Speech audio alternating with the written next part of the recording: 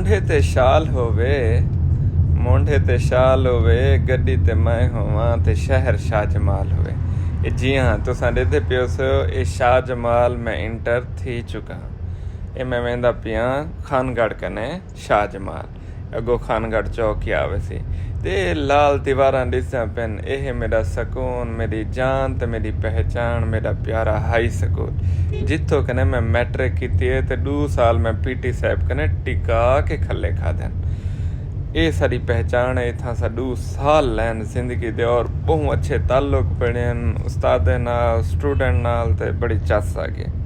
खैर ये असां आ गए चौक, ये शाह जमाल दा खानगढ़ चौक है, मशहूर है। इत्थों नाल जलेबियां मिलदियां ते इधर नाल खड़दे हैं डड्डू। असां स्कूल विचों निकलदे असीं हुण जेह्ड़ी खाली जगह इत्थें डड्डू खड़े होंदे हैं, मतलब छोटियां बस्सां। बस बस्सें ते असां छत दे उत्ते चढ़ वेंदे आसे, अंदरों वाला तो कोई सीन कान हुंदा ही। भला मुंड के मन के लांदे आसे, उत्थों साइकिल छिकेंदे आसे ते घर वेंदे आसे। अच्छा, शाह जमाल दा रोड मैं डिठे, मेरे को बड़ा ही अफसोस थे। शाह जमाल दे लोग बड़े मेहनती हैं, कारोबार भी बहु हैं, लोग इधर पैसा भी बहु कमांदन, वोट बैंक ही बहु हैं। लेकिन रोड की सूरत हाल देख के मेरे को इवें महसूस था कि लावारिस शहर है। इन शहर दा कि वड्डा बुजुर्ग कहने जिवें आदे ना, एक बुजुर्ग तो आदे हाली मैं जींदा, खबरदार मेरे होने ये निज़ाम खराब न थी सी।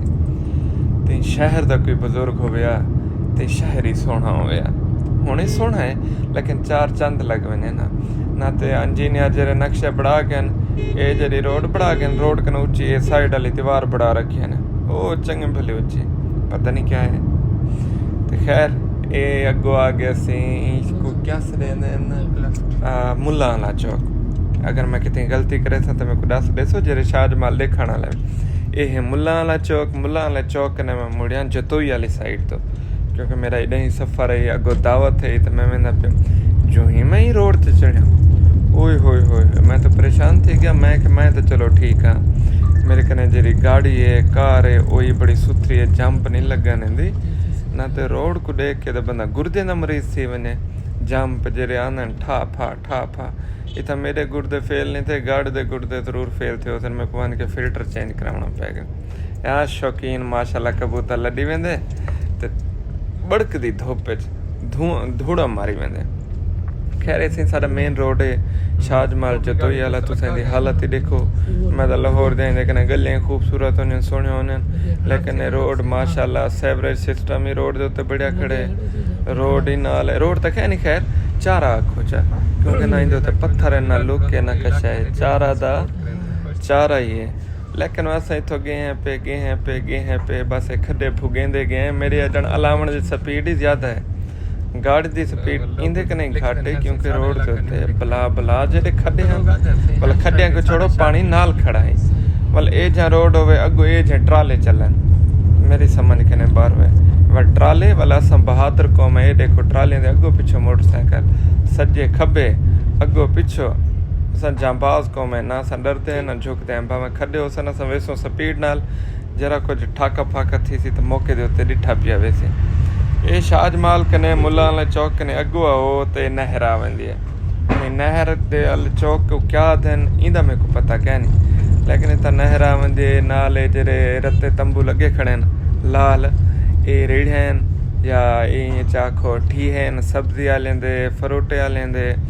रोड बेकार है लेकिन एक शय मेरे को पसंद है, सब्जी ते फ्रूट बड़े फ्रेश ताज़े। मैं डिठा जो है मेरा दिल आदे चाह के खावा चा, भला मैं के वेंदा तो पिया ते दावत ते अगर इतना खावा तो दावत ते वजन का फायदा। लेकिन मेरे को बड़े पसंद है शाह जमाल दे फ्रूट सब्जी मेरे को बड़ी पसंद है। ये रोड गंदा ते धूड़ मट्टी ते सारा कुछ, लेकिन जल्द फ्रूटें ते सब्जी तो नज़र वेंदे बड़ा खूबसूरत ताज़ा रखी बैठे। पता नहीं मैनेज किवें कीते बैठे, फ्रिज ही कना ही। लेकिन जेरी सब्जी को देखो इवें सावी कब्बा ताज़ी तो फ्रूट को देखो वह दिल आंदे को चाह के डक मार दे जे, मतलब खा भी नहीं जे। ये हुण साडा अगला चौक आ गए। डिठे वे नौजवान अपने सब्जी वाले रेड़े ते अगों पानी मारी पे ताकि सब्जी दे उत्ते धूड़ न वने। ये चौक दा नां है अहमद मुहाना चौक। अच्छा मार्का किते मैं गलती करा या अगो पिछो घट वध ला वना तो नाराज़गी माफ़ करे सो, बल्कि कमेंट दे विच ना तसीह कर दे सो कि मैं सही लैमी या गलत लैमी। इसे चौक अहमद मुहाना, इत्थों कने अग्गा साडा सफ़र।